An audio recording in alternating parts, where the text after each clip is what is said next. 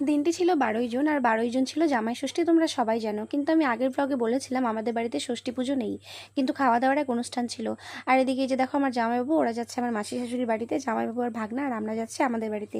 ভেবেছিলাম খুব সকাল সকালেই যাব, কিন্তু কি বলবো, আমার বডির ডিউটিটাই এমন যে মানে যেখানে সকালে যাব সেখানে আমার দুপুর হয়েই যায়। তো যাই হোক, ওর কিছু কাজ ছিল, মানে ওদের ডিপার্টমেন্টের আর কি কিছু কাজ ছিল, তো কাজ বাজ শেষ করে আমরা বেরিয়ে গেলাম। মোটামুটি আমরা যখন বেরিয়েছি তখন বাজে হচ্ছে 12:30 নাগাদ। আর মা আমাকে ফোন করেছিল, তো বলেছিল দুপুরে আয়োজন করবো নাকি রাত্রে। তো মা আগের দিন গিয়েছিল ধূপগুড়ি, আর মা ওরাও মোটামুটি 11:30 নাগাদ বাড়িতে ঢুকলো। তো আমি বলেছিলাম এই গরমের মধ্যে আর কিছু করতে হবে না, তোমরা রাতেই করো। আর এদিকে দেখতে পাচ্ছ বাইকে করে ওরাও যাচ্ছে হয়তো জামাই ষষ্ঠী খেতে। আমার খুব ভালো লাগছিল, আমি এরকম অনেক কাপল দেখলাম আজকে। আর ওদিকে ভাই আমাকে ফোন করে বলেছিল দিদি আসার সময় ডাব পেলে নিয়ে আসিস। তো আমরা এখান থেকে ডাব নিয়ে গেলাম মিষ্টির দোকানে, যেহেতু ষষ্ঠী, মিষ্টি দই এগুলো তো নিতেই হবে, ফল আরও কী কী নিতে হয়। তো জামা কাপড় তো আগে